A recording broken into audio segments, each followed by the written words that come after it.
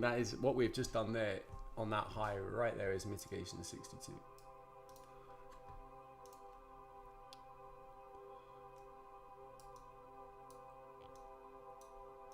So for me, if I was looking for lower prices, I would not want to see price go carving through that mitigated range on the high, right? So this mitigated range, which mitigated that 15-second. Bosh! Ainsley's in the house. Good to see you over here, Ains, mate. If anybody has any specific questions about dealing ranges before we get into the nuts and bolts of this, do hit me up. And I'll try and cover those topics as we go.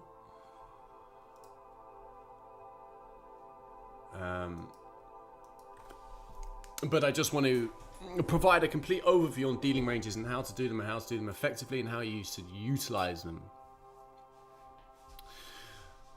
Please let's go to that mitigation. Yeah, sure, we can do that quick. Let's have a look. Where were you at? What was the question, Franco? Price tends to see the previous range. Is there? Does it need to be mitigated or not? Since it was mitigated previous range.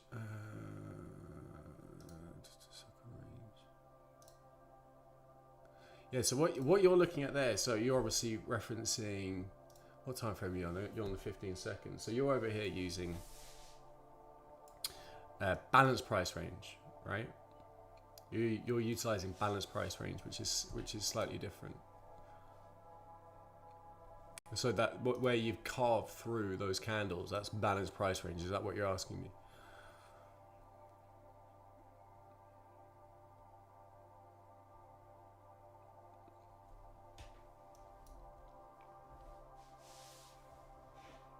So what's the question specifically?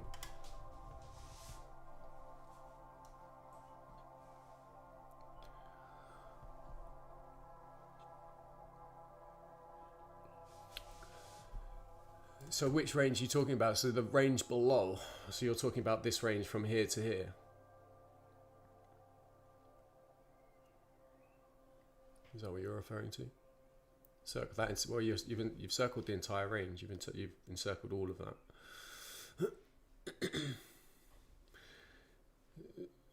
Yeah. So I'm not 100% sure on your question, but I think if you're talking about this particular range here, I'm not interested in this range. Right, what I'm interested in is the range on the high being mitigated. Right, that's what I'm interested in. Okay, so once we hit that higher time frame point of interest, and we'll just go over this again just to clarify because it's important, right? So this higher time frame point of interest up here, which is my H1 to M5 model, right, which is inside this higher time frame point of interest, which is the hourly rejection block, and as we know, the hourly rejection block is the last PD array. Well, the rejection block is the last PD array before the old high, right?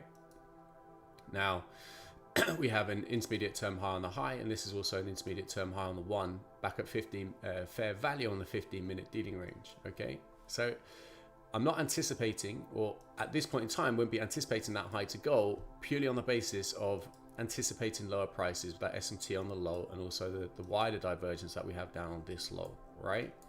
So, one of the principles is waiting for price to get back up into the premium of the London dealing range to look for a short in terms of schematics, right? So this would be essentially a continuation for a potential new or AM session reversal or just a classic sell day, right? If you were looking for price to come and drive out this London high, you'd be trading an Asia to London session Judas, and then this would be the main move, okay? So what would happen is a new or AM session reversal setup or a classic sell day setup would fail, okay, and you'd essentially just get a buy day, right, where you could then get a potential London close reversal or again new or AM session reversal depending on the time, right? So the context for me at this point is I'm looking for lower prices, so I'm not anticipating the London high to go, right? So this hourly sweep into fair value on this hourly dealing range, which we'll go through in a minute, becomes a point of interest, okay? So we know that my H1 to M5 model, so sweep of buy side, closes back below, look for your 5 minutes to be in a premium. Well, right here you have your 5-minute SIBI in a premium, albeit it's tiny. You do have a 5-minute SIBI inside of a premium. Okay, bosh, fill. Okay, so now we've got the grounds to start looking for a secondary entry if you miss the aggressive primary. Okay, so as always with any trade, you have to have context before schematics, before macro, before your entry technique, before anything else, right? Context first. So context before anything. So the context here would validate you utilizing this high, right? Okay, so this is when we can start looking at the lower time frame, because as we know, lower time frame leads to a higher time frame break in market structure. So I always use the 15-second chart. And so up here on this high, this is where I'll be looking for the signatures of mitigation, right? So this, and we'll get rid of this for a second. So this is the high, which created that high inside of that H1 to M5, right?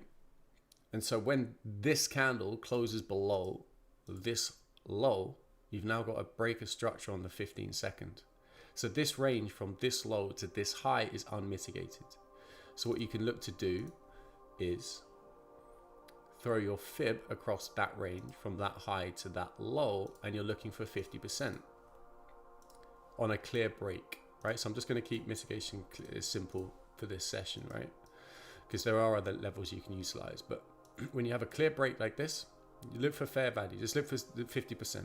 And once it's hit 50%, price has no reason to go back above that high, so filled its objective. Okay, so you can enter anywhere below this low. I have no interest in this range. I'm only interested in this range and whether the highs have been mitigated, because what I'm looking for is a buck stop. That is the buck stop. So if I'm short up here, I might trail my stop, potentially take partials, trail my stop, but I don't want to see price above that high because it is fulfilled it. It's mitigated that range. Okay, so my mitigation 62 model is utilizing that buck stop, because price has no reason to go back through that mitigated range if this is the high that's going to be respected as price drives down to a discount again. All right, so this is where we can simply forget all of this inside of here. All of this is irrelevant apart from it being accumulation. For price to put in its low to then find 62%. Okay, so this is the only time I will use a return to. It is literally the only time I'll use a return to. The only time. I never use return to for any other time, and we're gonna break down that difference in this session today. But I have no interest in return twos other than using it for a mitigation 62, because it has created my buck stop, which gives me a line in the sand. Because most return to fibs, right, they don't give you a clear signal in terms of price. They give you, is it this fair value gap? Is it this order block? Blah, blah, blah. Could prices go up into the rejection block? Can it go and take the old high? They're completely useless, in my view, right, in terms of minimizing your risk. But when I have a mitigated range on the high, I know that this is there's my buck stop. I don't anticipate price to go through that mitigated high. So this is where I can utilize the return to for 62. Stop goes above mitigation to take price down, take price lower. That is my mitigation 62 model in a T, to a T. Right? I'm not interested in this. Don't care. No interest. All I'm interested in is where does that low get put in? And this low could be here, could be here, could be here, could literally be anywhere. This low. Literally do not care. Obviously, if it comes down to my ultimate objective, then I probably wouldn't utilize it, because then price can go and drive back through the highs. But en route to my goal, my target, which is to take out those weak lows, I don't necessarily mind where this low comes in. I don't mind. All I'm looking for is 62% whenever it starts to rebound, and 62 becomes your entry. Bang. That is literally to a tick. No drawdown, zero, nada. Rinse and repeat. Your stop goes 3 points above that high. That is it. Or you can put it above the mitigate range if you want. Right? Does that cover mitigation 62? Make sense? We all on board? YouTube? And by the way, if you're inside the Discord, I won't be able to see your messages because the screen is covered, guys, because I've got the stuff going on for this YouTube sesh. Okay, so today, the process or the point of this is to go through dealing ranges. So you understand how I do dealing ranges and how dealing ranges should be done. Because let me tell you, the way that ICT does them, albeit some may say he does it right, I firmly believe he does them wrong. Okay, everything else I use for ICT, I utilize and I've adopted. But trust me when I say, just study what I'm about to teach you and apply it to your own charts. This is completely free. And it's the fundamentals of how I trade. Of course, there are other layers on top of this, and there's rabbit holes you can go down. That's what I do inside Red Pill. But in terms of dealing ranges, you guys, if you just want to elevate your trading almost immediately, apply dealing ranges like this, and your life will change inside of the charts. It will make them crystal clear. Trust me when I say this. Nobody else out there teaches dealing ranges the way I teach, and there's a reason why I'm so fucking successful, and it's partly to do with dealing ranges. Okay? So what I want you to do for now is just park how you have learned dealing ranges on the side, and don't come with any sort of opinions or what have you. Just take this for what it is and study it and see if, and apply it today and see how it works for you. But what we're going to do is go through dealing ranges top to bottom in this session and how to utilize them. Okay. To start with, I just want to clarify how ICT defines a dealing range, okay? Because there is a very stark difference between the way he does them and how I do them, okay? So the way that ICT would define a dealing range, he would define a dealing range by a low which took out a previous low and a high which took out a previous high. So that range would create his dealing range. That in a nutshell is how he would create one. So more often than not, he would utilize this low to this high, right? Absolutely. Yeah. It means nothing to me. You know, if you were to go down to a lower time frame, you know, a dealing range for him would be like this low to this high, right? That would be his dealing range. A low which took out a former low and a high which took out a high. This would validate a dealing range in ICT terminology. Okay, I don't use them like that at all. Okay, and I also don't use his return to. Okay, so the way that he draws fibs in terms of price going back down to a discount, I don't do any of that either. Okay. So what we're going to do is we'll start on the high time frame and we'll work our way down to a lower time frame so it all makes sense. But what you need to understand fundamentally off the bat, and guys, you want to take notes from this session. Trust me when I say you want to take notes from this session, is that all of the major moves in terms of the most aggressive price delivery where price takes range will come from a higher time frame point of interest. Okay, now in a nutshell that sounds great, but how do I define what a higher time frame point of interest is? Well, for me that always comes down to utilizing dealing ranges to dial in the PD array that you're trying to frame an entry off, right? So this is a great example because we've gone and put in a new high, so it makes it a little bit tricky for you to understand what I'm talking about. But let's utilize just for now this hourly dealing range. So what I want you to know is the way that a dealing range is formed is the low which puts in a new high. Okay, a low which puts in a new high is what validates a new dealing range. So if you have a low, a high, a low, and a new high is put in, this validates a new dealing range. Now, until this high has been violated and closed above, that is still your dealing range. And that dealing range can literally extend and extend until that high has been broken through.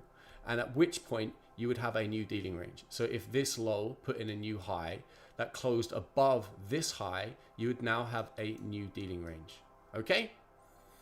So first takeaway is that this would be defined as a protected low. So a low which puts in a new high that closes above an old high validates a dealing range. Okay, so it's got nothing to do with a former low which took out a low and a high which took out a former high creating a dealing range. Not that at all. It is very, very clear. It's a low, a swing low, which puts in a new high that closes above an old high. That validates a bullish dealing range. A bearish dealing range would be a protected high. So a high which puts in a low that closes below an old low. So for example, if this came like this and this high closed below, and this was a wick, this wasn't a close above, but if this wicked above and then closed below this low, this would validate a new dealing range. So that would become your dealing range. And if price is consolidated in here before it broke, this would remain your 1 minute dealing range until price broke out of that range. That is how it's done. Believe me. Okay, so when we talk about trying to find higher time frame points of interest, we are utilizing this principle, albeit on a higher time frame chart. Now, the time frames that I use are monthly, weekly, daily, hourly, 15, 5, 1, 15 second. Nothing else. I don't use the 90, I don't use the 4 hour, any of that bollocks. I don't use the 30 seconds garbage. I don't use any of it, right? So what you'll see up here is monthly, weekly, daily, hourly, and then down here is 15 to 1. All right, so I just scale between these charts, 15 to 1 here. All right, but up here is an hourly chart.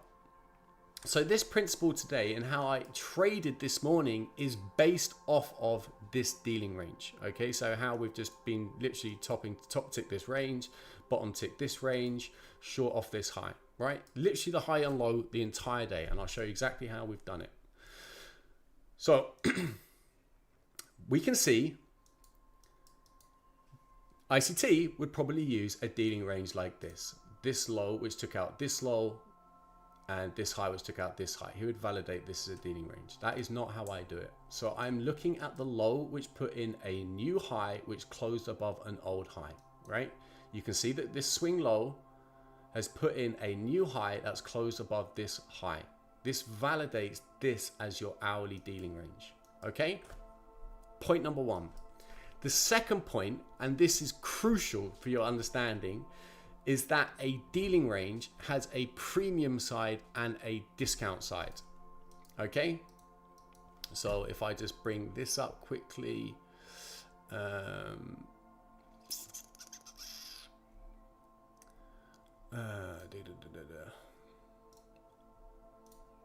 so this is from content from inside Red Pill Uni, right? So what I want to do, what I want you to understand at the moment is that I simplify my trading. So I simplify things. Now, mathematically, I know that these levels aren't accurate, but this is the way that in terms of this being 62, this being 62, that's impossible, right? But I do it because it's easy. So they're the exact same numbers in terms of levels, albeit they just have numbers which are logical and easy. Okay, so you'd have obviously 0 to 100, 79, 70.5, 62. That's standard. That would be your discount side. That would be the traditional ICT fib. However, there's fair value and then there's the premium side. I just go 62, 70.5 and 79 on the premium side. So I'll often say 62% on the premium side. In reality, it's 38%, right? Now, if you're drawing one fib out, you would do it 79, 70.5, 62, 50, 38, 29.5 and 21 as you go through your fib, right? However, I just mark them as this to make it easy, right? So it's 70 on the discount side, 70.5 on the premium versus going with 29.5%, right? So I basically have a 62, 70.5, 79 on the premium, 62, 70.5, 79 on the discount, and then 50% is fair value. If you want to use the official percentages, be my guest, but for me, it just overcomplicates the wording. So with that in mind, what you see here on my hourly chart is a discount range and a premium of this hourly dealing range. Because every dealing range, whether it's a 15 second, 1 minute, 5 minute, 15 minute, hourly, daily, weekly, monthly, has a discount side and a premium side. Don't let anybody tell you different, right? It does. Okay, so going back to our principles of a dealing range, this is our dealing range on the higher time frame, so the hourly, until a candle closes below that low. Well, have we closed below this low yet? No. Have we closed above that high yet? No. So this is still our dealing range, hence why it is across the chart.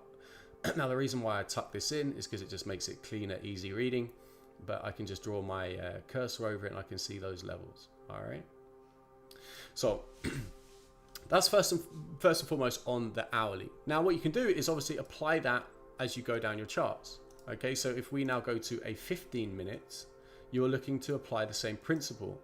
A low which put in a high that closes above an old high. So this is our dealing range. This high which put in this low did not close below that low, so that is not a dealing range. This high on the 15 minute. This low that put in this high didn't close above that high, so that's not a dealing range on the 15 minute. This is still our dealing range because we haven't closed below it and we haven't closed above it. Okay, so this is still the dealing range, right? It's still the dealing range. Okay, so You can go down even further. You can go down to a 5 minute. So this is how we were trading this morning. So let's have a look. Let's go from the top. So this low puts in this high. This low puts in this high. 5 minute break of market structure when this high puts in this low. Then this high puts in this low. So this was your 5 minute dealing range. Then this low puts in this high. This low puts in this high. This low puts in this high. Break of market structure. Right here. This high puts in this low. So at this point in time, right here, when we were trading here, this was our 5 minute dealing range. I'm just going to get rid of this for now just because it makes it messy, right? Let's get rid of this mitigated range as well, right? So this is your 5 minute dealing range. So until price breaks this low and closes below it, this is still your 5 minute dealing range, right? I'm going to stay with me because it gets juicy, right? It gets juicy. So until this closes below this low, this is still our dealing range. It's not this low. It's not this high. It's not this low. It's not this low that took out this low that put in this high. This isn't your dealing range. This is your 5 minute dealing range, right? Okay, and you have the discount side and you have the premium side. Go up a time frame, 15 minute, discount side, premium side. Hourly, discount side, premium side. Daily, swing low, that put in a new high, that closed above this high, currently inside of a premium, above premium in fact, right? So we'll go down again. We'll go down to a 1, and this will all make sense in a bit. But I just want to lay the land. That's probably not said that right. Okay, so inside of 5, you have a 1 minute. Okay, and this is where you utilize the same principles. Okay, so we can start here. Okay, so this high, which, sorry, this high, let's get rid of this one. This high here, which put in this low, was your dealing range. Did at any point we close below? Yes, we closed below on this high when it put in this low that closed below that low, right? So this became our 1 minute dealing range. We then get a 1 minute break of market structure. Okay, so this is where you'd measure your fib, right? Fair value if you wanted to do your secondary entry nonsense, or if you're aggressive, turtle entry, bosh. More about that later. Right, but this is when you just follow the process. Okay, so low puts in a high, closed above that high, new dealing range. And guys, believe me, you can just fib all of these, right? Because this is inside the 5 now. We're on the 1. Okay. This low, which puts in this high. Does it come back to fair value? No. So what's this class as? Weak low. Doesn't. We'll talk about that again later maybe. This low, which puts in this high, new dealing range. Okay, so right here, when we go back down here, what has happened? Okay, so we've broken on the 1 minute, but where have we come back to? We have just come back down to a 5 minute discount and a 15 minute discount, right? Just notice my, oh, what's happened to my, my screen here. That one's super bright. Let's see if I can fix that.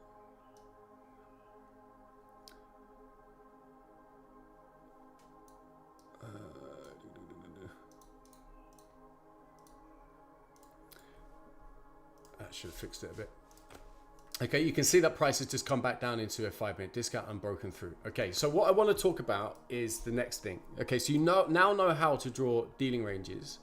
But the next bit, which is fundamental to your understanding, is understanding higher time frame points of interest and how higher time frame PDRAs are key for where price is going to aggressively displace from. Okay, so you always want to be going ideally short inside of a higher time frame premium. You want to be going long inside of a higher time frame discount. The higher the time frame, the more likely it is that you're going to get aggressive displacement. Why? Because that's where the institutions step in. Now, if you can time that with a macro, well, then you're starting to laugh, right?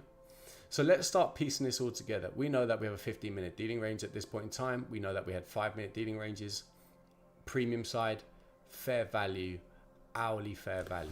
Okay, so up at this point, at fair value on the hourly, fair value being 50%, it is allowing the opportunity for institutions to step in, right? It's fair value. On the 5-minute, we are up inside of a 5-minute premium. And on the 15, we are at fair value. Okay? So you now have stacked confluences from lower time frame to higher time frame as to why price may reject that level. Okay, so what I do is inside of here, this is where I'm dialing in my PD arrays to frame an entry short. Okay, so what do we have at fair value on the hourly inside of a 5-minute premium at fair value on the 15? Well, you have this SIBI, right, on the 1-minute. You have the SIBI on the 1-minute. So a SIBI fill inside of a premium at fair value. So now if you're talking about turtle suit trading, which is what we are, turtle suiting this high into a SIBI fill at fair value is my aggressive entry short. Have you noticed there's absolutely no breaks of market structure here? None of that BS, right? It's purely using dealing ranges to dial in your PD array. Okay? So once you define your higher time frame point of interest, and by the way, there's other things you can overlay. This is stuff I talk and teach inside of Red Pill in terms of schematics. So right here, you've got the Asia high. This is a Persian on Asia high. So what you're trading here is an Asia to London session Judas swing. You'd be trading the Judas. There's loads of different layers that you can apply on top in order to make the in order to provide confluence to your trade idea and to make it higher probability, right? But sticking on dealing ranges for now, once you define your higher time frame point of interest, you then almost want to reverse engineer it. So now you are looking for a lower time frame break of market structure. Why do I say this? Because lower time frame breaks of market structure lead to higher time frame breaks of market structure. Okay, and if all this sounds a little bit complicated, stay with me. It will make sense. So what time was this? This was at 3:38. Right up here. Okay, so this is on the 15-second. So what I'm looking for when I'm trading and I'm taking these entries, these aggressive entries, I'm looking to reverse engineer. So I'm now looking for a lower time frame break of market structure to lead to a higher time frame break of market structure. So I know that if I enter in here, I'm looking for a 15-second break initially. So our 15-second break comes in here. So if you're an OT trader or a secondary entry trader, this is where you'd be looking for your mitigation or your inverted fair value gap or your breaker blocks, all that nonsense, right? Then I'll be looking for my 1-minute. Well, my 1-minute dealing range is the low which puts in the high. Well, this low put in this high, this low put in this high. So it's actually the same as the 15-second. So what comes after a 1-minute? What's next in terms of my time frames? Well, it's a 5-minute, right? So where's our 5-minute? 5 minutes down here, right? This was our 5-minute. So you've now gone from a higher time frame hourly fair value, 5-minute premium, 15-minute fair value, break of market structure on the 15-second and 1, targeting a 5-minute break of market structure. So what you're essentially doing is seeing price expansion, taking price from a dialed in entry on a lower time frame at a higher time frame point of interest, taking out higher time frame liquidity, taking out a higher time frame break of market structure, right? So this is utilizing dealing ranges. Okay, so now the last thing to be mindful of is when you have a break of market structure. Okay, so when you have a new dealing range put in, so when this low closed below the low, the former 5-minute low, right, you had a new dealing range. What you want to be mindful of is, okay, where has price come down to and where is it going? Okay, so when we got down here, where were we? Okay, well, we're now inside the hourly rejection block on the low inside of this hourly premium. Well, as we know, rejection blocks are the last PD array before the old low. Okay, and you know, this is going slightly off dealing ranges for a second, but we also had this unmitigated range on the low. Okay, so this high and low, when price broke through, we had an unmitigated range. Okay, so you've always got to ask yourself, okay, where is price going? Yes, we've broken on the 1. Yes, we've now broken the 5, but where's it going? Okay, well, we know that we had this unmitigated range on the low. So this is where I went long. Okay, so back down inside of the rejection block. So what you can now do is, if you have a high which puts in a low, and just for ease, red pill guys, I'm just going to use this this range here just for simplicity. I'm not going to go into the nuance. What you can do is flip the dealing range. So if prices come down to your point of interest, whether it would be in the upper, or if you were looking to parlay in at 50%, didn't get your entry. I actually went in here, was going to parlay in on this low, didn't get it, only had 1 contract. What you can do is just flip the dealing range. So whether that's a 5 minute or 1 minute is irrelevant, right? You could flip the 1 if you wanted to. You just wouldn't have had an entry here. But the 5, you can flip the dealing range over, because you have the discount side and the premium side. So you can enter inside of the discount side of the 5 minute dealing range and look for PD arrays inside of this discount range in order to frame your entries, on the basis that this has hit your higher time frame point of interest. So if this has hit your higher time frame point of interest, price has no reason to go below this low. So you're flipping this dealing range over and taking price out of a discount, paying yourself in a premium, holding runners to do what? Break the protected high on the high, taking price back up into what? A premium. A discount on the hourly dealing range, which is all the way back into here, right? Right? So going back the other way. So when you have choppy conditions, this often happens, right? Where you go down into a higher time from discount, flips, goes back up into a higher time from discount, higher time from premium, right? So if we break this down in here, so we now have this range which is flipped over. This is where you could start dialing in and searching for your PD arrays again on the lower time frame. Okay, so say for example you missed your aggressive entry on the low, you've now flipped the dealing range over, you've now got somewhere to start hunting for your PD arrays. And by the way, guys, nobody else teaches like this. So if you see other people start teaching like this, you know where they got it from. All right, it's as simple as that. So if we take this piece of price action, let's get rid of this for a second. This is this very piece of price action on the 15-second, right in here. Okay, so this is our 5 minute discount in here. So inside of here, this range, I am searching for my PD arrays to go long. Well, who can tell me what we have right here? What's that? Anybody?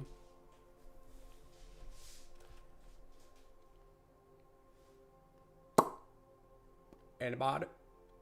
Breaker block, right? So if you combine a breaker block with a fair value gap, you've now got a unicorn, right? So this is a 15-second breaker block unicorn inside of the flipped 5 minute dealing range where you're looking for your entries. Okay. So again, this is where we went long, looking to take price back up into the highs. Right? Back up into, for me, this discount side of this hourly dealing range, 54, right? So all of these remain points of interest. This level, 62, 70.5, 70, sorry, 62, 70.5, 79, 50, and these high time frame points of interest, right? So if I'm breaking on the lower time frame, moving higher, these become points of interest where I'm looking to frame partials off or looking to frame trades, right? So if we go back to where we were here, we know that this was fair value on the hourly, the trade earlier from this morning, right? this fair value. So we know that this is also a rejection block, right? So this is where we start applying principles. Well, we now have a PD array at fair value again. Price is coming back up. What model can we use? Well, the H1 to M5 model, right? 5-minute SIBI in a premium. Right here, 5-minute SIBI in a premium. Okay, so I'll go back down to my 15-second. What am I looking for? Well, I'm looking for a 15-second break of market structure to confirm my trade if I need to, or I'm entering aggressively. Personally, I entered aggressively. Let me just got to double check my trade here.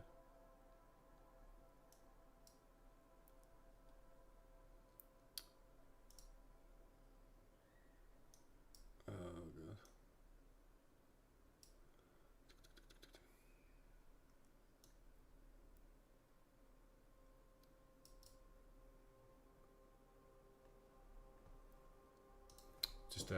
Just closed it. Just closed it out because I'm teaching you guys. So I'm basically looking to take out this week low. So right here, right, we have on this 15 seconds this low, which put in this high into our higher time frame point of interest, right? This rejection block at fair value. Not anticipating this high to go for reasons I've spoken about previously. This being a return to the London dealing range, looking for continuation, not anticipating price to drive out the high. So I'll be looking inside this rejection block up at fair value of this hourly dealing range. Okay, so and then utilizing a model H1 to M5, right? So we've filled that 5-minute SIBI. Now we've got our 15-second break of market structure. Now we've got mitigation. So if you went in here, you missed it, you could get it back in on mitigation. If you missed that, you can utilize my mitigation 62 model. 62 Bosch, right? Just looking to take price, what? Guess what? All the way back down to a discount, right? Right? Or looking to drive out lows again. Okay, so these ranges here are just London ranges. These aren't dealing ranges. All right. So has anyone got any specific questions about that? Is there anything that they're unsure about? So I just went through that at a rabbit's pace, and it might obviously I know what I'm doing, but you guys might be unsure about certain things. If you are, let me know. We'll go through it.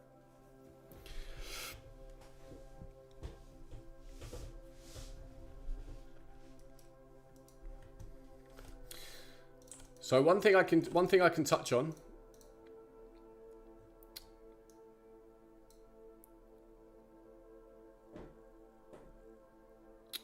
The 5-minute, are you draw on the V shape? You mean here or over here?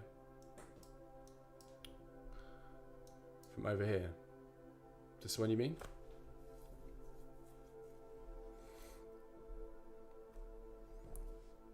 Is this the one you mean over here?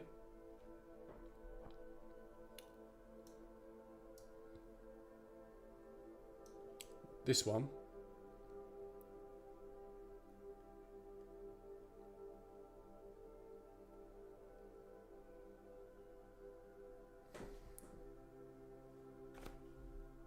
You referring to this one? Time to shine? Right, so you got to remember that these are different time frames. So this here at this point in time. Oh God, what's going on there? This is a 15. So this isn't a 5. This is a 15. Okay, so this swing low here, right? This swing low, which put in the high that closed above this high, validated this as your new 15-minute dealing range. Okay, so price coming back up into here, by the way, a premium of this 15-minute dealing range before moving back down to a discount. So essentially just moving between premium and discount and this 15-minute dealing range. So this is your 15.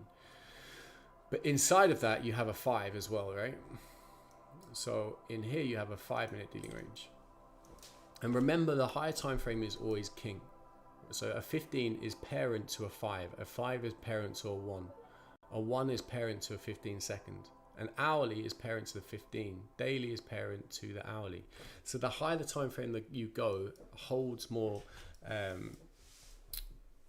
power, you can say, over the rest, right? So if you can combine being inside of a higher time frame point of interest, so for example, if you were trading up here and you found a PD array on this low up at 79%, right? This is going to hold more chances for aggressive displacement and a wider move than you would be trading a 15-minute premium here, right?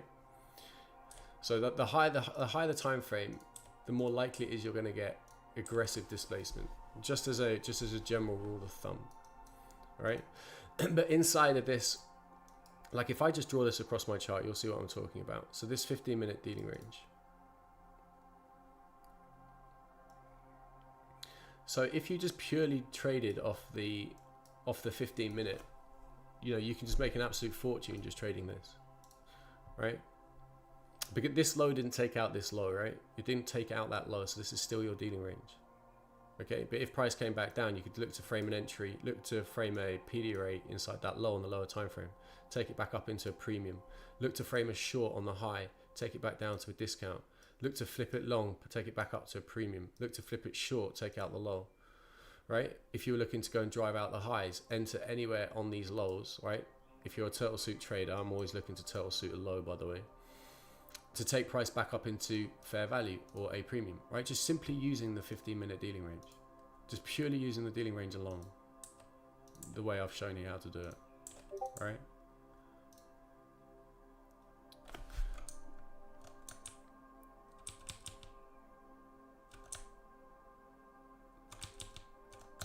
Get too many lines.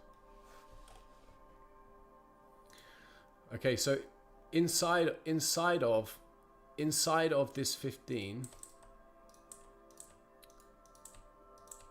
let me get rid of this shit. So inside this 15, you obviously have a 5. So you can, if you want to dial in your entries further, you can look for a lower time frame. Okay, so just recap: this low put in a low that closed below this low, validating this as your protected high. When this low put in this high, right, this became your dealing range, right? All right, back to fair value on the 5. Okay, so for example, if you were trading this at this point in time, right, and you're literally just trading a 15 and a 5-minute chart, so 15-minute, 5-minute break of market structure, you now know that you're inside of a 15-minute discount at fair value on the 5. You've now got stack confluences, right? But if price, again, this low, which puts in this high, well, guess what? You're now up inside of a premium of the 15-minute, right? So would it not make sense to be looking up here if this high you anticipate not to get ran, to start framing an entry short, right? Well, it's in here you'd start dialing in your entries to go short inside of the 15-minute premium, not anticipating this high to go, right? Especially on a day without news like we have today, right? There's no news today, so it's unlikely price drives through higher time frame dealing ranges when there is no news, right? So being inside of a higher time frame premium when there is no news is a good place to go short. Now, so this low put in this high, validating this is the protected low on the 5-minute. So when this broke, you've now got a 5-minute break of market structure. All right, but what has it done? What did it do? It came back down to a 15-minute discount. So what I always talk about is you want to pay yourself inside of a premium of a higher time frame dealing range. Sorry, enter inside of a premium, pay yourself in a discount, and if you're anticipating price to go and break the low, right? So take out internal range liquidity, you hold runners to take out the low, and you anticipate this offset accumulation, right? But we're going off piece slightly, right? But if we keep going,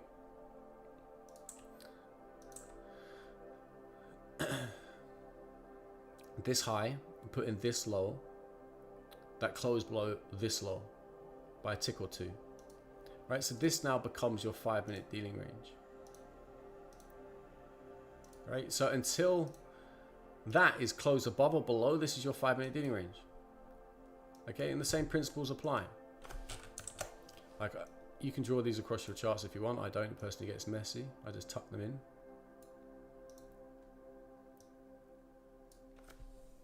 Okay, so if you were looking for price to get back up into a premium, you've now got stacked confluences. So what are those confluences? Well, right here is what? And we were, what time was this? All the way back here, right? So 62, so 70.9% on the hourly. On the discount side, turtle suit, 5-minute discount. So anywhere in here anticipating price to drive back into a premium is a safe place to go long, right? Anywhere in the discount. However, my bearish today was short. So I was waiting for accumulation. And this is me just talking about, this is me going off piece now. I'm giving you more than I probably should. But this is, you know, price coming back up into a premium after accumulation. So if you know your standard principles of price, you got accumulation, manipulation, distribution, right? But it's, you know, what I'm here today to talk about is dealing ranges, right? But you can layer this as much as you want, right? And trust me, there's goddamn layers. So this discount, you're taking price back up into a premium. So if you're short, you're wanting to enter inside of a premium, okay, at the bare minimum, on a higher time frame. So what do we have here? Well, we now have fair value on the 15 because the 15-minute hasn't been closed above or below, and we are inside of a premium on the 5-minute because the 5-minute hasn't been closed above and below, right? So we now know entering in here is stack confluences in terms of the dealing ranges at the points of interest. So this enables you to dial in and dial in your PD rates. What this isn't is there's 70.5 on a premium, let's go short. This is, okay, in this here is where I'm anticipating price to respect. This is where I'm anticipating institutions to step in. Okay, so it's inside of here. I am looking for my PD raise to frame my entry short. It's here where I'm looking for my turtle suits. It's here at certain times where around a macro, I'll be looking for that turtle suit, right? Inside of a premium if I'm looking to go short. Okay. So the last thing I want to talk about and touch on is, is how price can go out of a discount of a higher time frame dealing range if price is super heavy.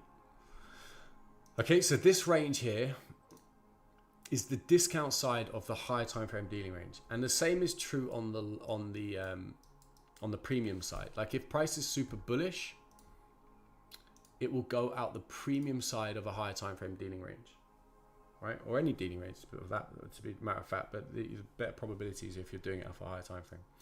Okay, so if price is super bearish, it's likely to go outside of the discount side of a higher time frame dealing range if it is super heavy. Why? Because if price is accumulating below fair value, this is an immense sign of weakness.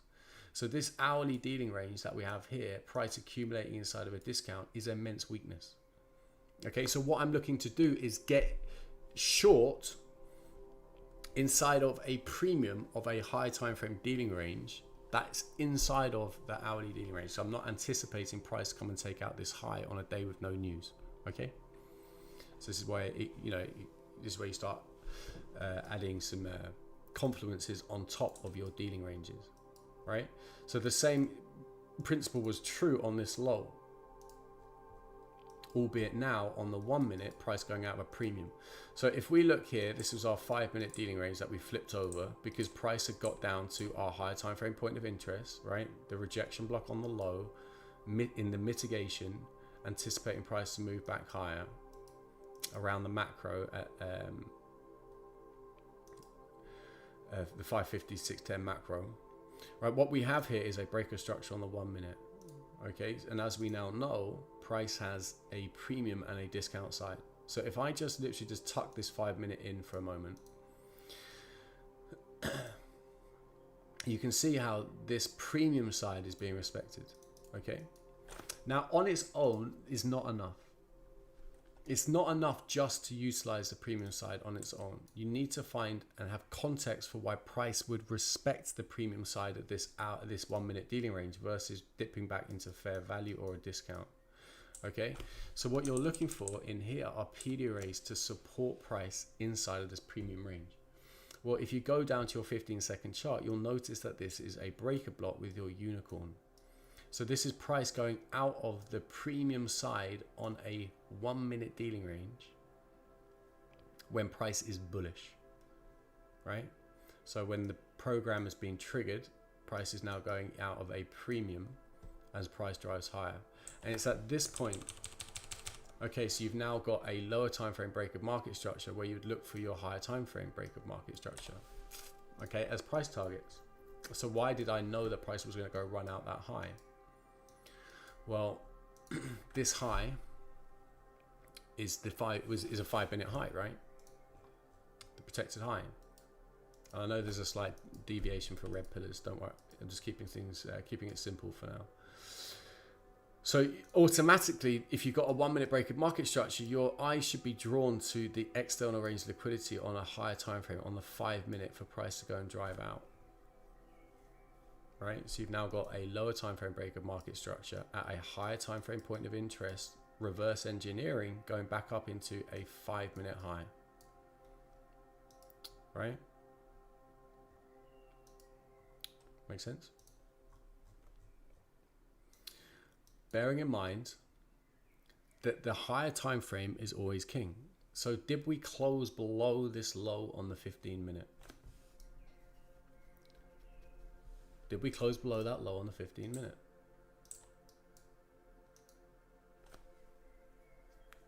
On the 15 minute, did we close below that low?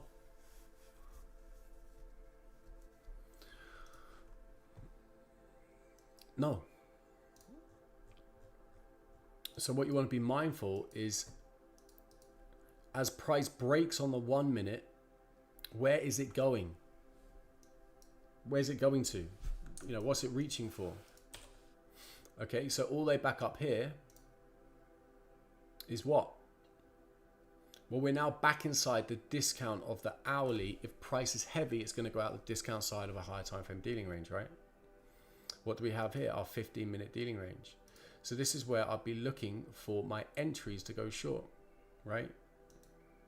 Okay, so what do we have right here? We have 62% on the 15 and we have 62% on the hourly right in here. Well, it's in here I'm going to start dialing my entries or taking off my final positions if I was long on this low, right? So this is what gave me this entry to go short, right? Back inside a discount side of a higher time frame dealing range when price is heavy. Okay, so in here searching for your model, H1 to M5 model, mitigation 62, drive out the low. Now you've got to your higher time frame point of interest. Now you're obviously flipping at the opposing direction again. Okay, you're at your higher time frame point of interest. What are you looking for? Well, you'd be looking for your breaks of your protected highs, protected lows. Okay, so this is your 5 minute protected low, which put in this high. So when you were up here, and again, you can flip this, by the way. All right. Until that low gets broken below, you can flip it. Okay, so break of market structure at our higher time frame point of interest, H1 to M5 model, mitigation 62, mitigation 62. Price breaking on the 1. Where is it going? To a higher time frame discount and then liquidity below higher time frames. Okay, so what have we done? We have gone from a premium to a discount, to a premium, to a discount, to fair value, to a discount, to fair value, to a discount. Broken market structure, right? Broken market structure.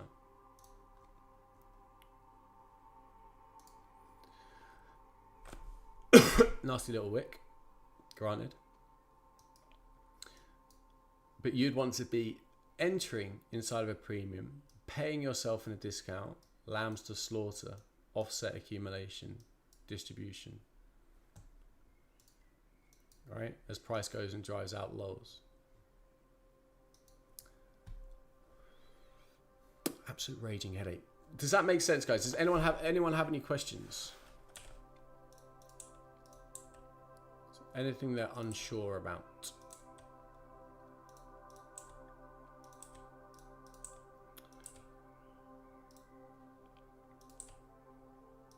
And granted, it might take you a few sessions just utilizing yourself to get to grips with it. But in a nutshell, you're looking to frame your higher time frame points of interest using dealing ranges, and that's where you're utilizing and framing your entries on the lower time frame, and then you're reverse engineering.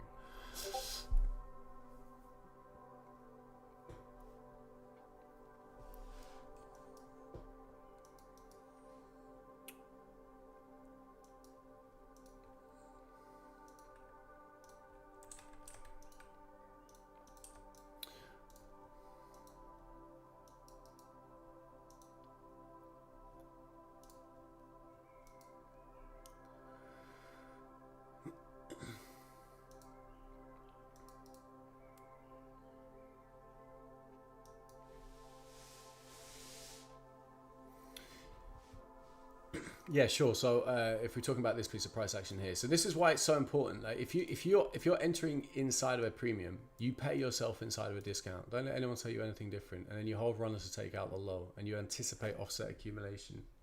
Right? If you don't get offset accumulation, great. Right? But more times than not, you're going to get this offset accumulation. Right? So yes, we've broken on the 5. So you've got a 5-minute break of market structure. This right here is offset accumulation. But what's it doing? All it's doing is coming back up into the discount side of the 15-minute dealing range. And remember, the parent is always king, right? So the parent dealing range is always king. So the 5-minute is subordinate to the 15, right? So entering here, yes, you're inside of a 5-minute dealing range, right? But you're inside this 15 discount, right? So all that has happened here is you've broken on the 15, broken on the 1, come back down to a 5-minute discount, premium, discount, fair value, broken the 5 down into a 15-minute discount. So 79% on the discount side. And so that's where you get this rejection here, this offset accumulation back up into the high. So it's literally just bounced that range. Right, so that's why you always want to pay yourself en route to taking out higher time frame breaks of market structure, because you anticipate this kind of stuff, right? This offset accumulation, right? So break on the 5, back up into the discount side of the 15, and then it goes, right? It's a shakeout. So now if you look over here, see, it's getting messy now, isn't it? Doing a Dave T DFX.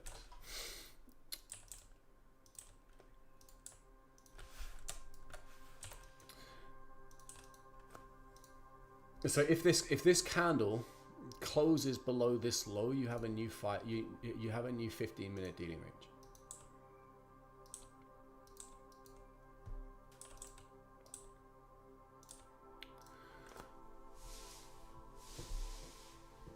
So there's 8 minutes left on this candle. So what you then do is utilize this, right? Wherever this comes in, that would be your new dealing range.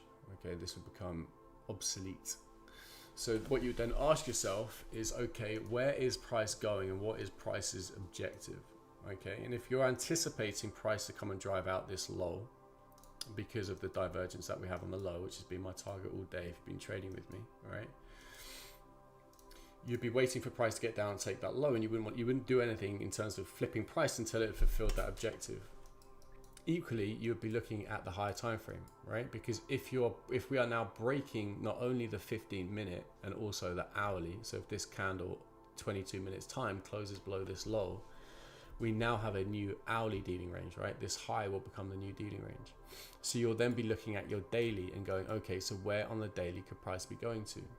So right in here, 70.5 and 62% would be levels that I'd be interested in on the premium side of this on this daily dealing range, right? But you can see at the moment we're currently at 70.5, right? So it's likely we might get a little pullback here or some consolidation. All right, but for me, I'm currently looking for price to get down to 62% today, right? Take out this low, which is this divergence on the low, right? This divergence we have down here, especially if ES runs that low. right? Made me close my trade early, you lot. But yeah.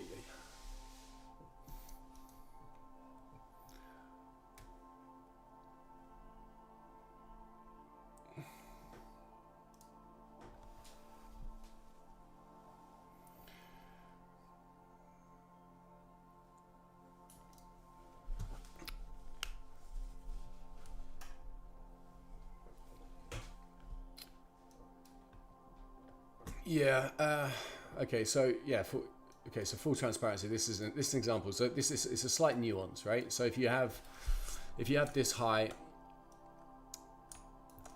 which puts in this low, okay, but you have this low which closes below this low, but there is no swing high.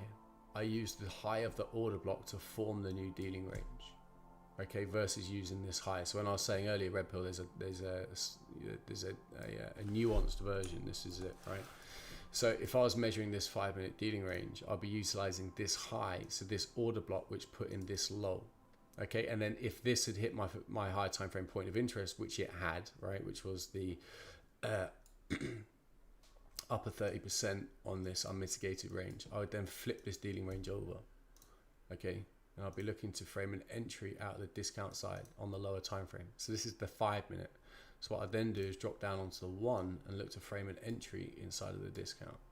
Okay, well, if I don't have the discount to frame an entry, is there an entry to frame on the premium side? Okay, and we had the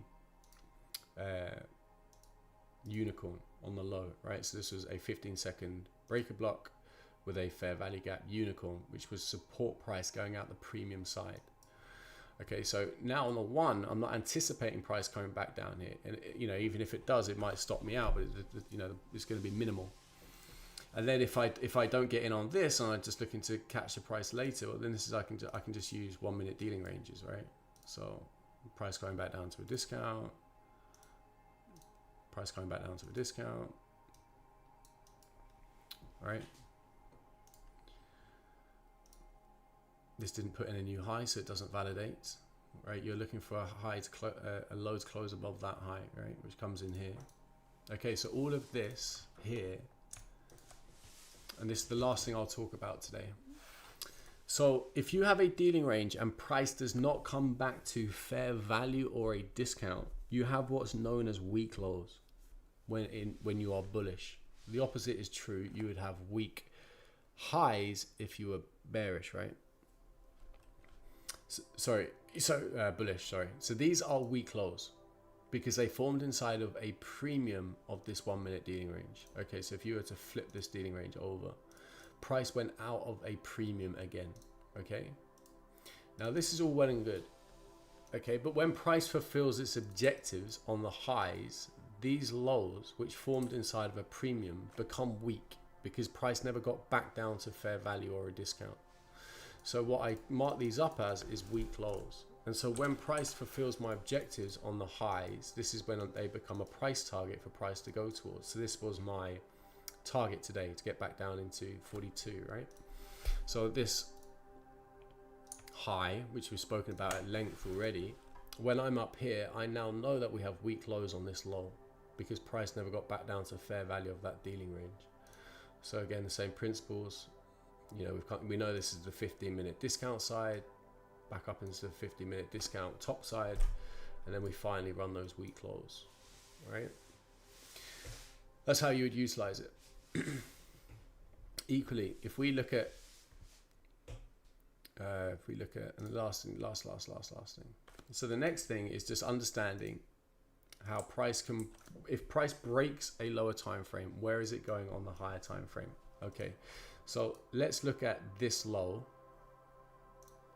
on the 5, which put in this high, right? Which closed above the former 5-minute high, right? So we had a new 5-minute dealing range.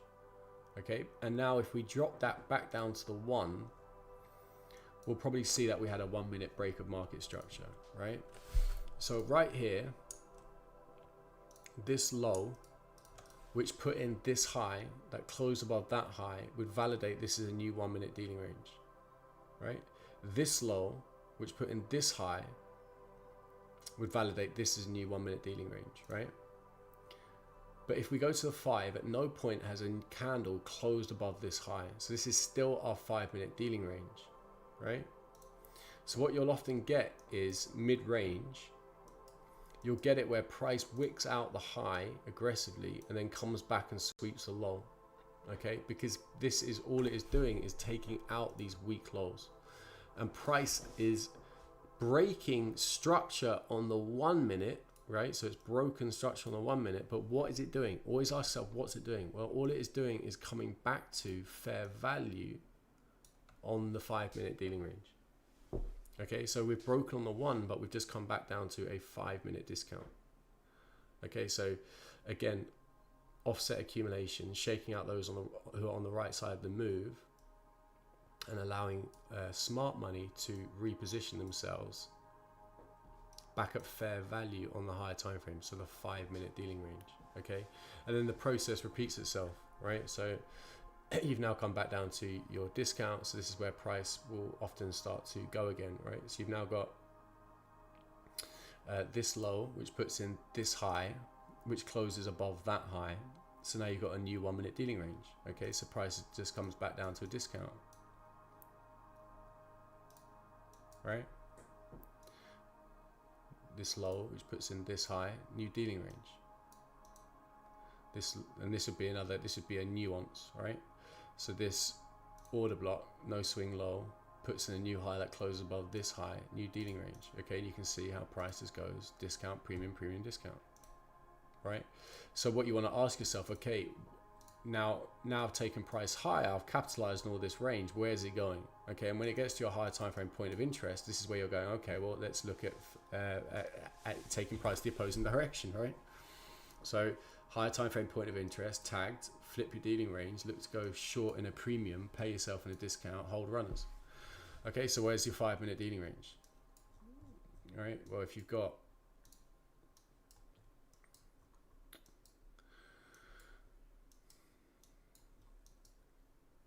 this low, which put in this high, which put in this low,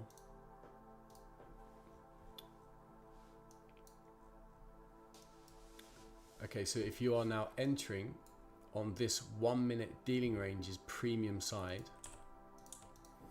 right? You can, if you want, if you're a scalper, just trade between premium to a discount and be out, right? If you're a scalper.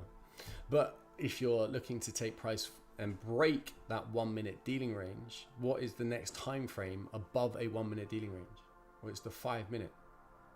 Right, so we have a 15-second break of market structure, 1 minute discount, back to a 1 minute premium, discount, premium, break to a 5 minute discount. So for me, I'd be entering in here, paying myself in a 5 minute discount, breaking the 1 minute market structure, right? Then we come all the way back up into a 5 minute premium, back to a discount, fair value. So this is where my high time frame point of interest is here. So this is where I'm engaging in price. This is where I enter, right? And then I pay myself. So if I take 3 cons, 2 off, lamb to slaughter, my other con just sits up here, right? So I'm anticipating all this shit, right? This offset accumulation. I'm waiting for the higher time frame break of structure. I'm in at the higher time frame point of interest. I'm waiting for the higher time frame break of structure. I've broken the 1, down to a 5 discount, looking for a 5 break. Our 5 break would be a close below this low. And as we know, we broke it, getting back down into a 15 minute discount side. Then we got that offset accumulation, right? But if you still have objectives to fill on the low, this is where you have lambs to slaughter, right? Doesn't matter if price does this, you're up in up here. Price comes down, takes out those weak lows. Weak lows are lows which form inside of a premium of a dealing range, right? Once price fulfills the objective, they become a price target, right? Right? And if you're ballsy and you want to hold, you can hold through a 5, right? So you hold through your 5, you paid the majority is taken off. This is where you just hold runners to see if you can take out the 15-minute low, which is all the way down here. And once you have a 15-minute break, well, now you've got a new dealing range.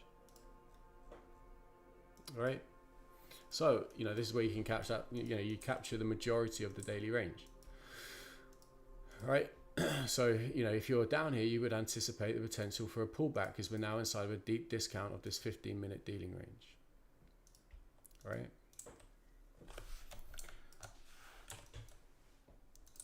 Right? In terms of this new dealing range, so this low, which closed below this low, has now validated new 15-minute dealing range. Well, you've now come down to the last point of mitigation, and we're inside of a deep discount of this 15-minute dealing range, right? So again, same principle, flip the dealing range over, right? If price is super heavy, you'd be looking to take entry short in here. If you're anticipating price to move high, deeper into this premium, all the way back up into the hourly, right? You'd hold runners to get price back up into a premium, right? For me, I'd find that dubious because price is consolidated inside this discount and now we're distributing, right? You with me? But I don't trade secondary entries, so I have no interest in chasing price here, right? I'm either in up here or I'm not in at all, right? I don't chase price. I just don't do it. All right, so I've already taken my trades this morning. So for clarity, our trades this morning were very, very simple. And so our trades this morning, we went short inside of a hourly fair value. All right, this was our trade this morning. We went long in mitigation, went short back inside of a premium, right? Holding runners take out the long. Yeah, cheers, Ed Broski. Do you want to see something? Do you want to see something crazy? Do you want to see something crazy?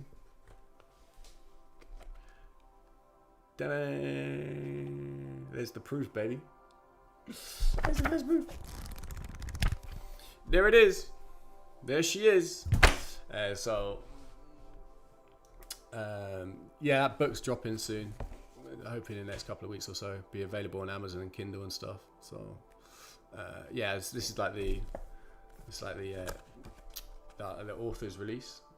So I've just got to like proofread it and stuff. So we'll see how that goes.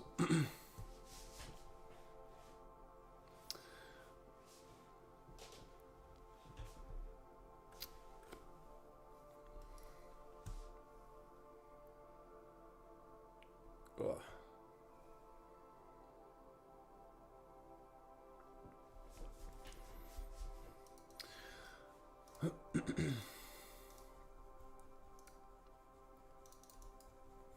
Right, so these can now come off now, right? So you've validated a new 15 DR.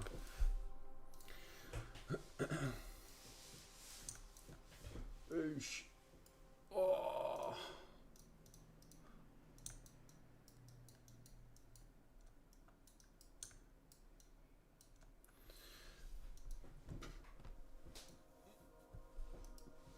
Right, has anybody got any other questions about dealing ranges, or you sorted? You sorted on that?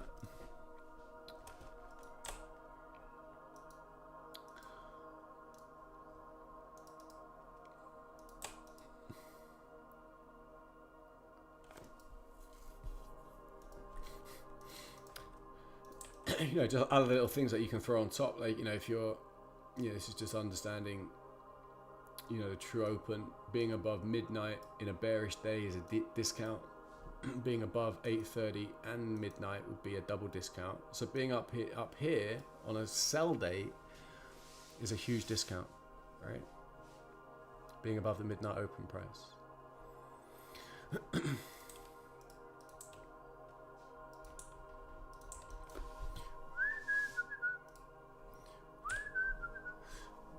Right, 2 secs.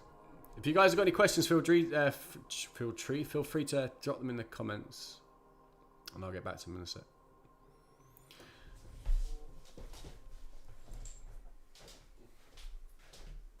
Hey, you alright?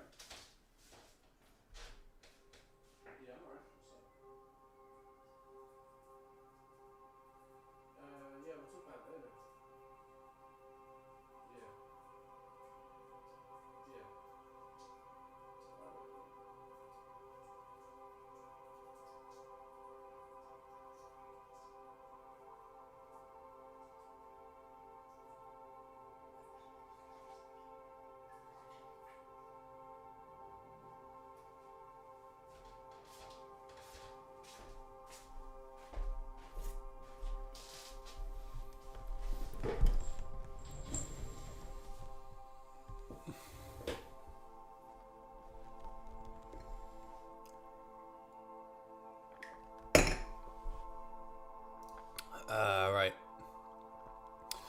Let's have a look.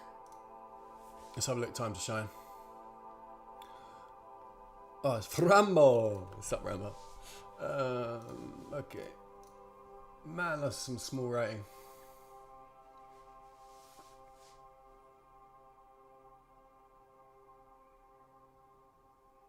Okay, yeah. So where are we there? What time frame? What time frame? I can't read your bloody thing. Dude, what time frame? Bro, put your fucking charts on New York time, man. Like Central, UTC. Always have your charts on the lower UTC.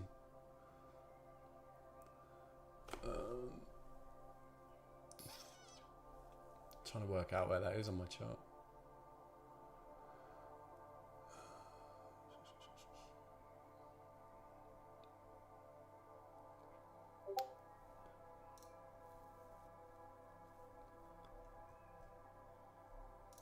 Is it on the 1 min?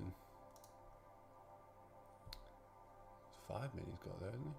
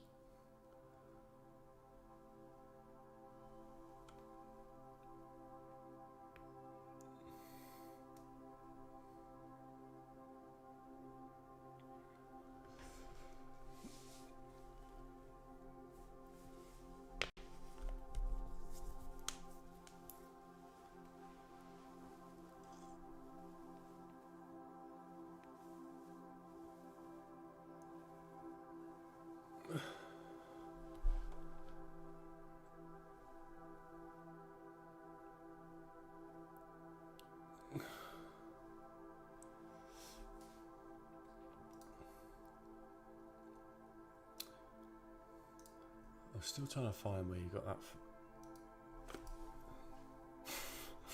that. 790. So you must be. You're up here somewhere. Right.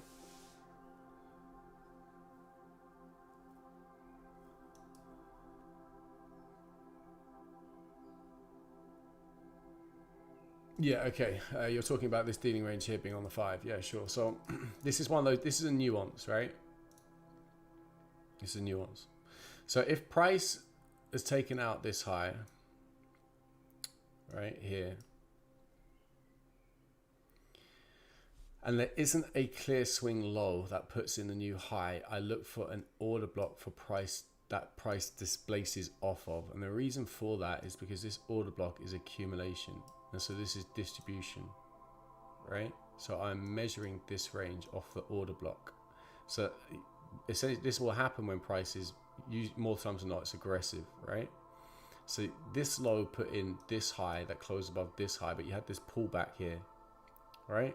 There's a pullback, but there isn't a swing low, but there is this order block. So this aggressive displacement off this order block becomes my dealing range on the 5 minute. Not this low, right? This low. That is a nuance, right? If this order block was not an order block, it's just another candle, I'd utilize this low, right? But because we have this pullback into and this order block with displacement off it, I use this displacement. This is what I'm interested in. I'm interested in displacement, right? On a low that puts in a new high. Does that answer your question?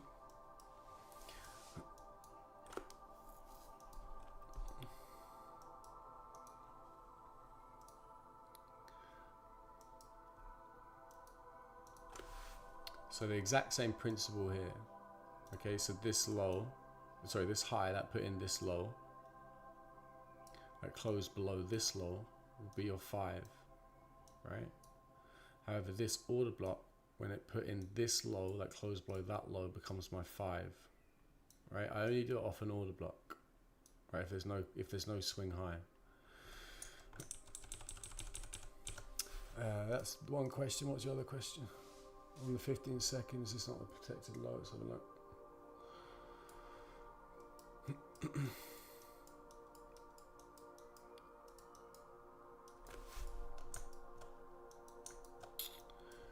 So what time are we there? So that is 18,759.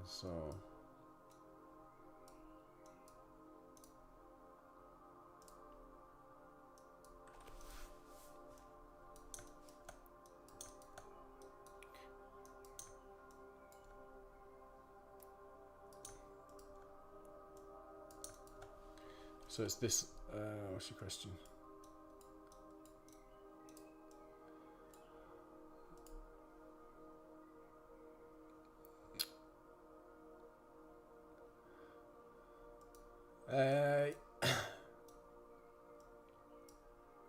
I mean, technically, you could use that. You could use that low. You could use that low if you wanted to. There's nothing wrong with you using that low. But I very rarely like to use one candle, if I'm being brutally honest with you. So that's just personal preference. But there's there's nothing wrong with you using that high. But for me, if you're using a 15-second chart and you're going down into one candle, like, you might as well just be using a 5-second chart, right? Because this is where, like, you can go down the rabbit hole as far as you want, right? But for me, on a 15-second, I really do like to see a clear break. Because if you look, for example, if we go down to a 5, that one candle you're probably suggesting is a break of structure on the 5-second chart. But I just don't go that far down the rabbit hole. I don't need more than 3 ticks. 3 points. To be profitable. I'm happy with my stocks being 3 points. But if you went down to your 5-second chart, sure.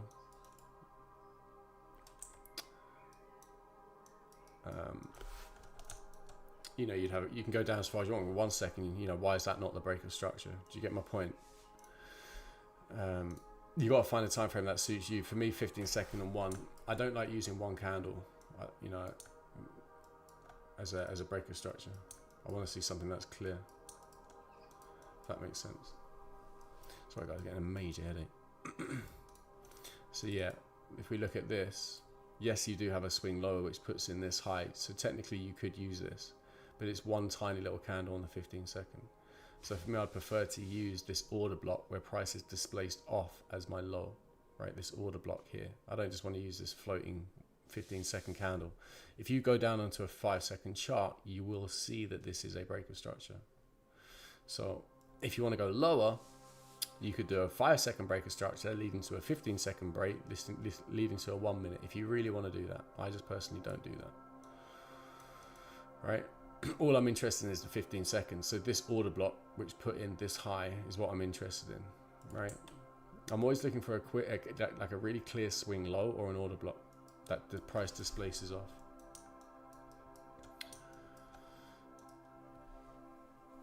All right, so right here off this order block displacement, this order block displacement. That's what I'm looking for.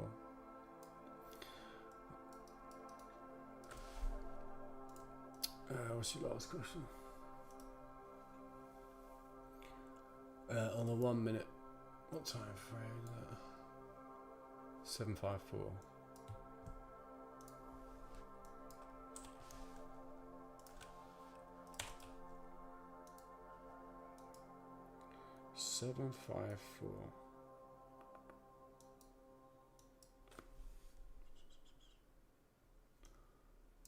Let's start here.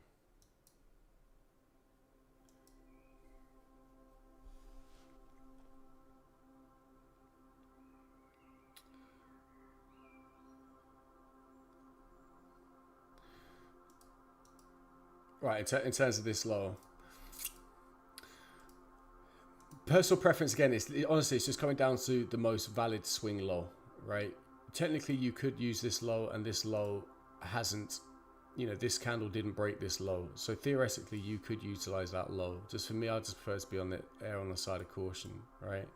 So I prefer to use this low, which put in this high that closed above that high, right? It's just personal preference, right? You could do that, and you know, but if price broke this low, you know, all it's doing is coming back down into this rejection block, right? So it can respect that.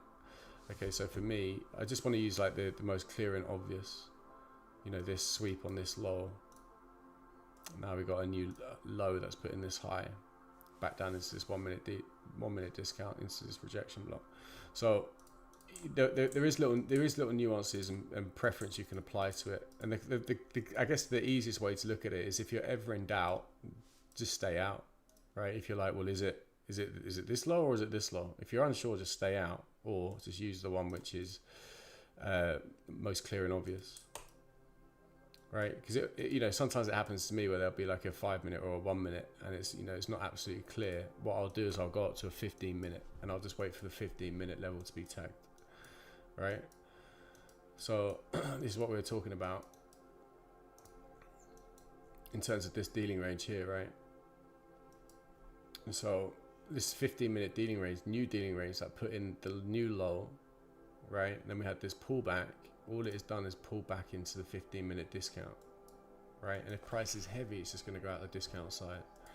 So what you had here, again, 70.5 and an unmitigated range, right? For price to continue to go and take out that low that we've been talking about all day, right? Bosh. Well, not quite, still got a bit to go. Right, to come take out this low. Right, it's been a drawn liquidity all day.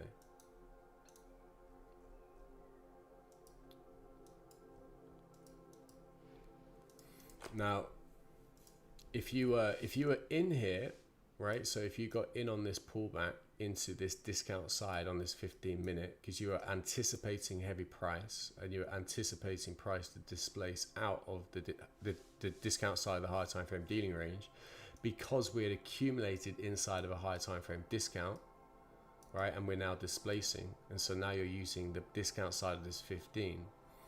What you want to be mindful is this has now created weak highs. Okay, so these are highs which have formed inside of a discount of this 15 minute dealing range. So what you need to be mindful of is, okay, well, if I got in here and I'm paying myself down here and I'm holding runners to take out this low, that's all well and good, but I certainly would not be entering in here when I know I've got weak highs on the 15, because there's every chance price comes and flirts with the low, right? Finds a sweep of this low and goes and runs these weak highs, right? Right, because they're formed inside of a discount of this dealing range. So there's every chance price runs back up into either fair value or a premium for continuation, right?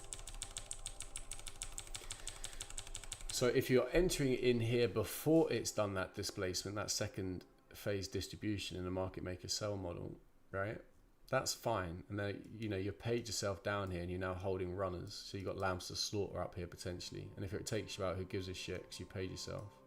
But what I wouldn't want to be doing is entering in when I know that I've got weak highs as my as like a primary entry on the trade, right?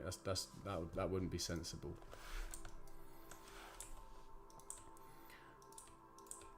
Okay, because you've always got to ask yourself, okay, so if we are breaking on the higher time frames after lower time frame breaks of market structure, right? So we're now moving through higher time frame dealing ranges, i.e.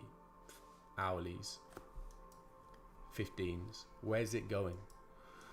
Okay, so what I mentioned to you guys previously is that my drawn liquidity was this low. Okay, so 62% on the premium side of this daily dealing range. Okay. Right? So why do you think we're bouncing here? We're bouncing because we're at 62% on the premium side of this hourly dealing range. So you'd want to be careful or mindful that price doesn't reverse and go all the way back up into this high. Okay, because you've now come back down to this higher time frame point of interest. Higher time frame on the daily, remember? And the higher the time frame, the more likely it is to be respected, because that is where institutions are likely to step in, right?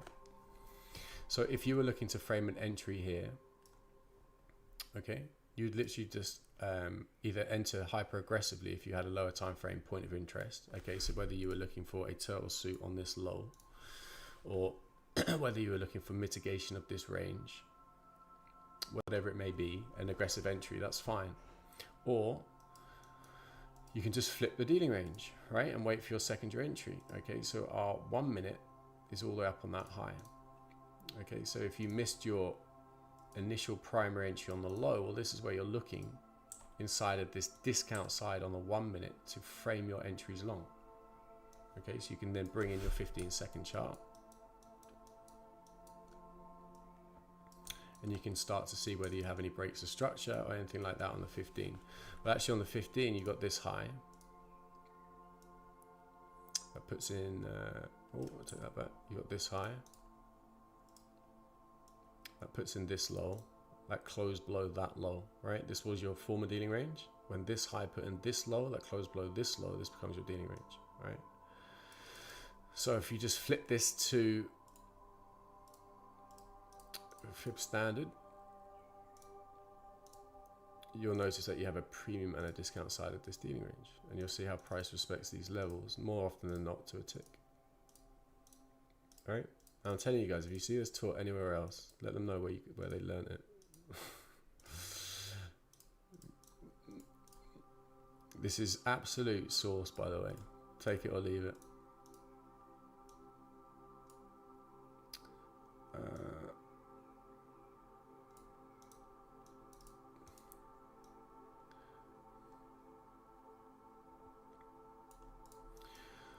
Okay, so you can see on this,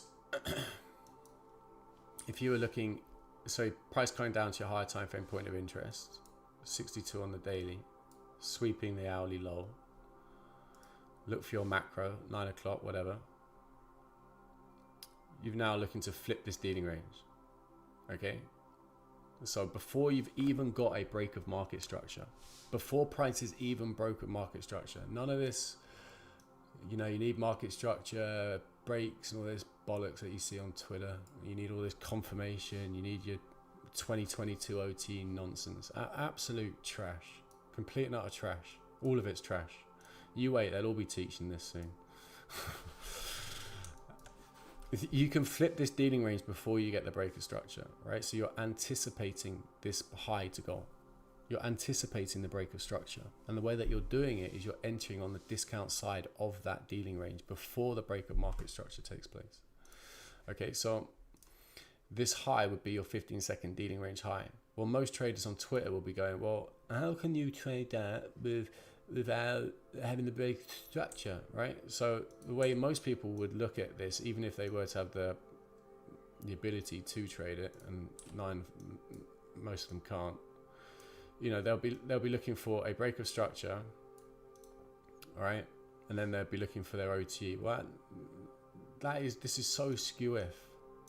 Like, what are you using in here? Like, this wasn't formed at that point in time, so that's not accurate, right? So where did your break happen? Well, here.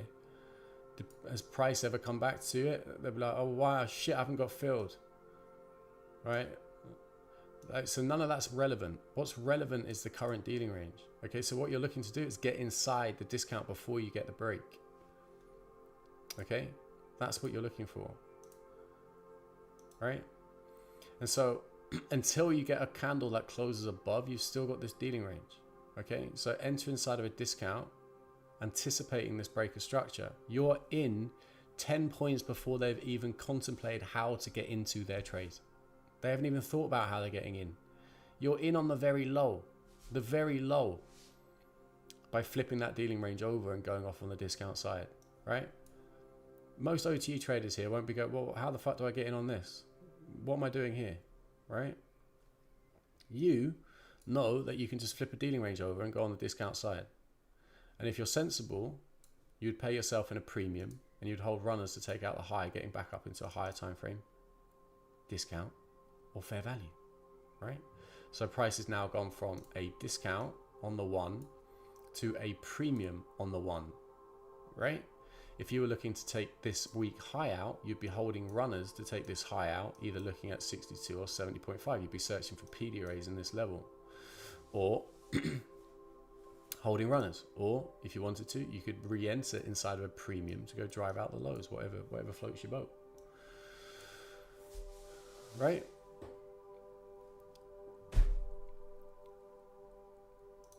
But same principle, when price, get rid of this one. So when this high puts in this high,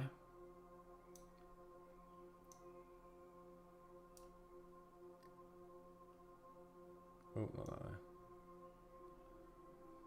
Right, same principle, back down to discount.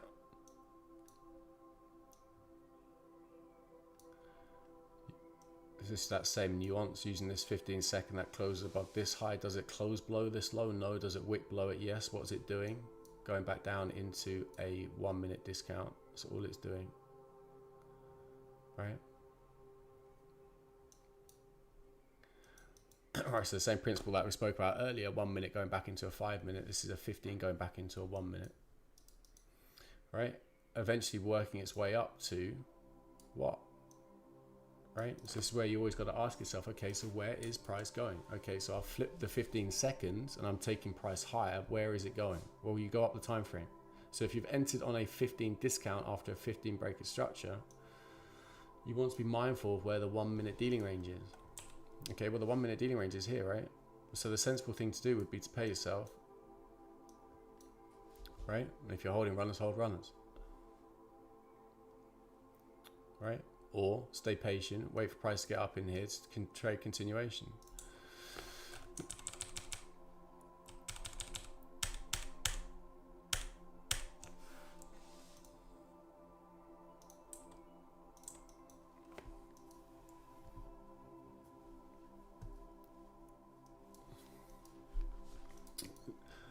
Is it starting to make more sense, guys? You getting to grips with it yet?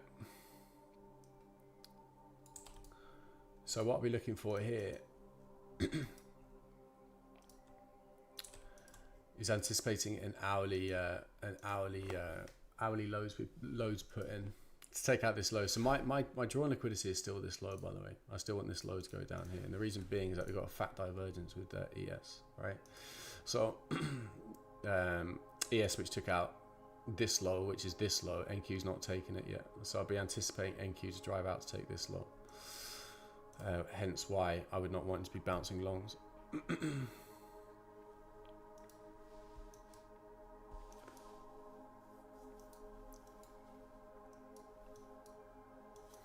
But what the easiest ways to frame it and to get your head around it is just understand that price will work like this, right?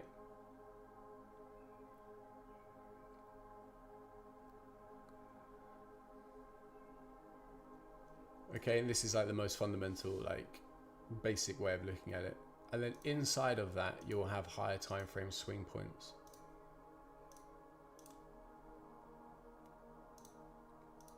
Okay, so imagine that this is your 1 minute low high, low high, low high, low high, low high, low high, low high, get up to a high point of interest, low high, low high, low high, low high. But inside of that, you've got a higher time frame dealing range, right?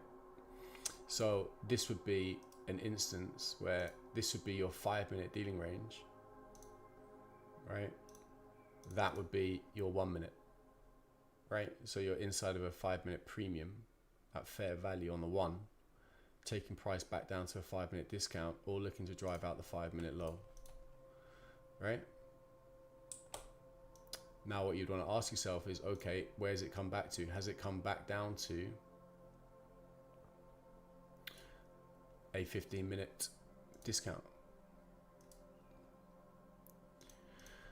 Okay, so yes, we've broken the 5, but has it come back down to a 15 minute discount where a higher time frame point of interest to allow price to go and drive out this high, to take price back up into a premium? And then the same principles apply, right? But you always want to know where you sit on the higher time frame at all times, because higher time frame is king, right? And if you miss a trade, you miss a goddamn trade. Just don't chase it. Okay, so if you missed this short out of the discount side of this hourly dealing range, right, and you're not in it, suck it up. right? You missed the trade. You weren't good enough, right? You weren't good enough.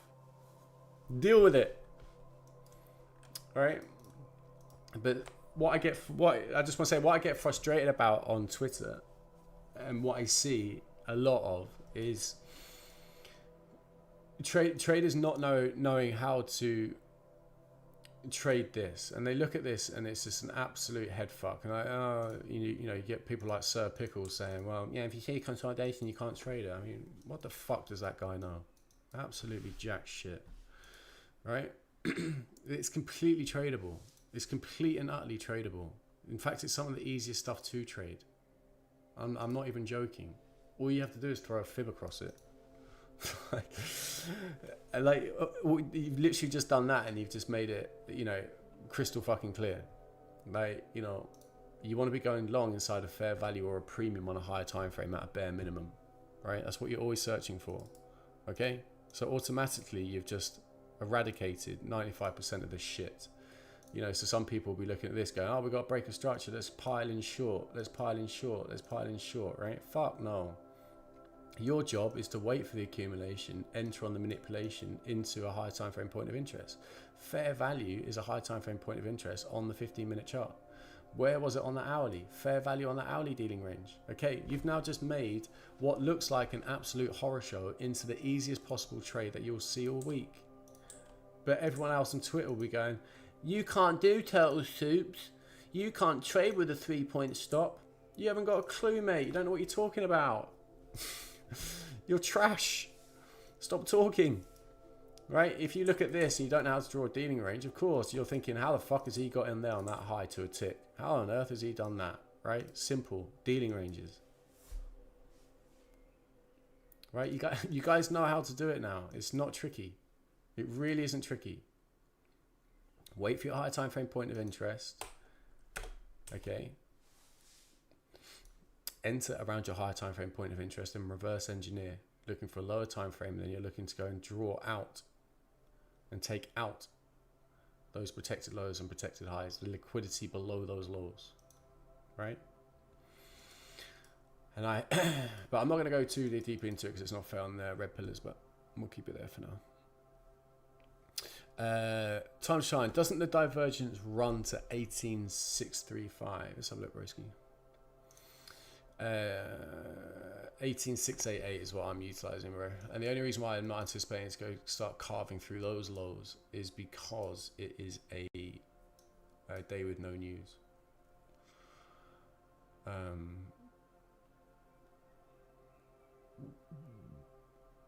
Where are you going? Where have you got 16 what? 16.3, 16, 18.635.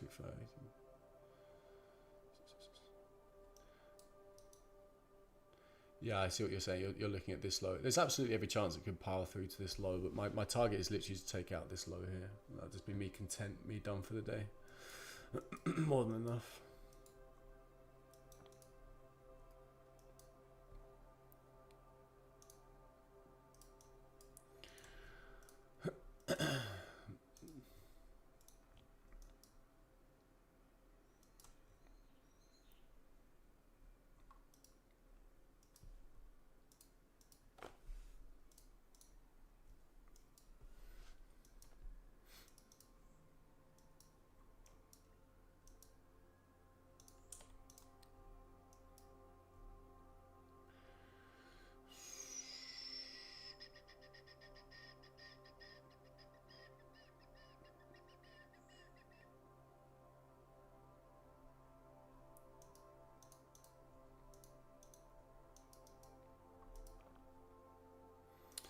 So just keeping on the topic of dealing ranges. So for example, this on Monday, right? This is what I traded yesterday. Okay. So this dealing range. Okay. So this high, which put in this low, which closed below this low, was the dealing range. And as I've mentioned, if price is bullish, it will go out the premium side of a higher time frame dealing range. Okay, so inside of here is where I was framing and looking for my entries long. Okay, so what do we have? Well, we have this BISI underneath this liquidity that we had right here. Okay, so if we go down to yesterday's PA, and that's not Wednesday. Where's Wednesday? That's Friday. Where are you, Monday? Yeah, here.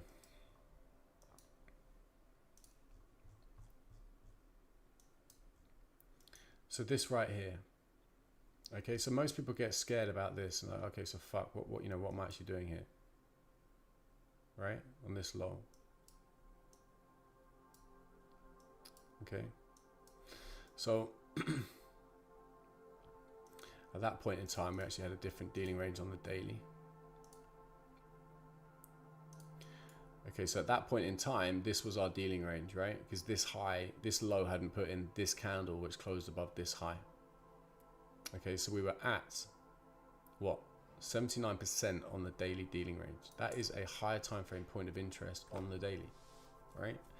Inside of the premium side of this hourly dealing range, okay? Inside of this. So this is where I'm looking for my PD raise. Well, this is where we have our BISI inside of it. We had this little BISI on the low, right? I think we had a rejection block down there as low from memory.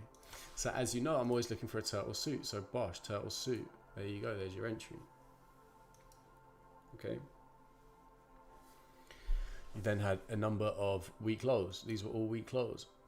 Okay, so this little 1 minute dealing range, did it ever get back up into fair value? No. So this is a weak low. So it becomes a target for price to go and reach for. All right, higher time frame point of interest, reverse engineer.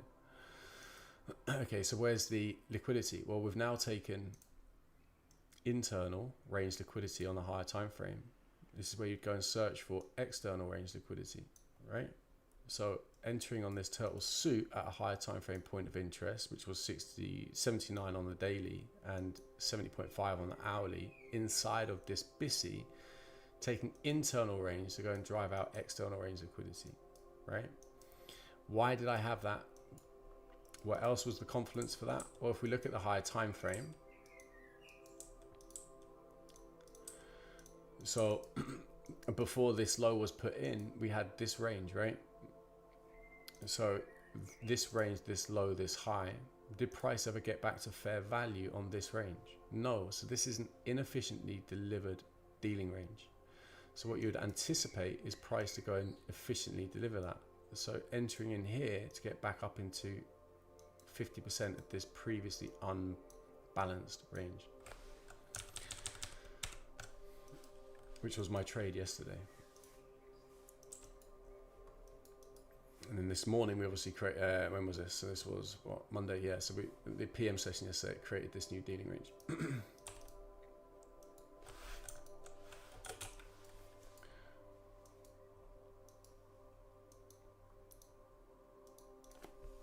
Go on, baby, take that low.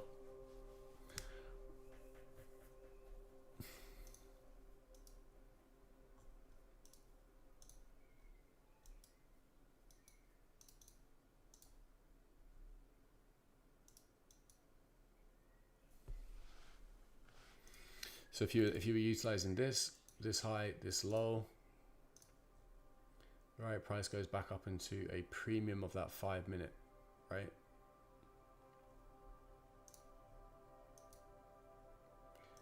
New dealing range.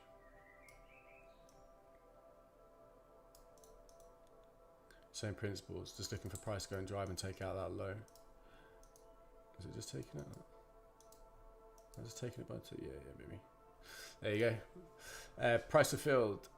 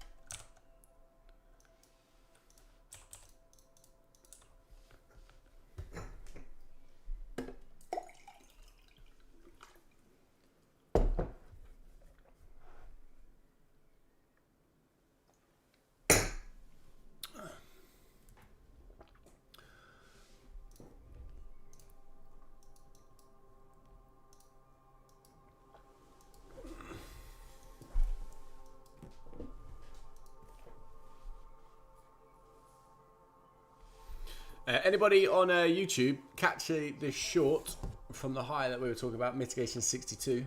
Anybody take it? Who took it? Whilst I was rambling away chatting absolute nonsense.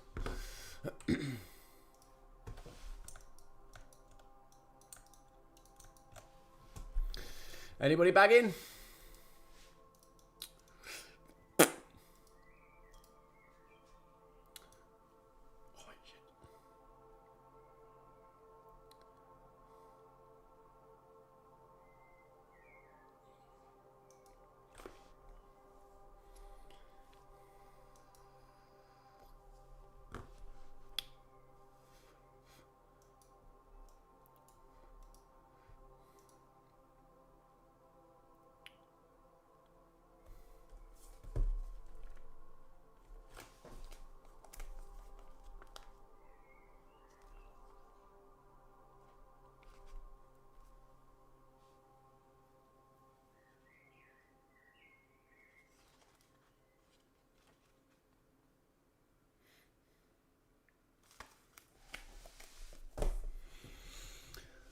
Right, okay, guys.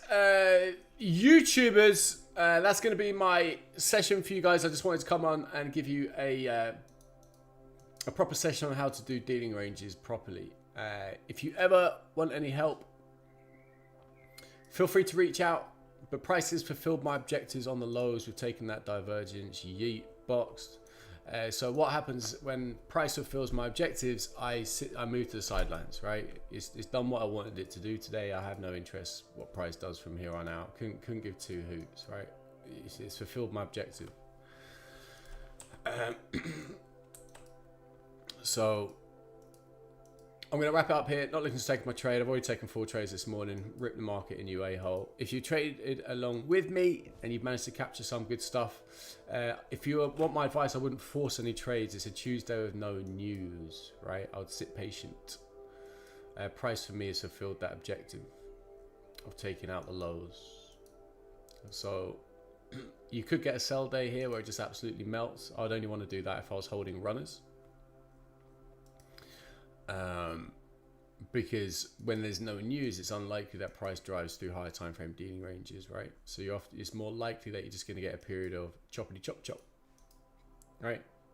Day with no news, range pre-market, anticipate either chop. Price fulfilled its objectives on the low, taking out that divergence, right?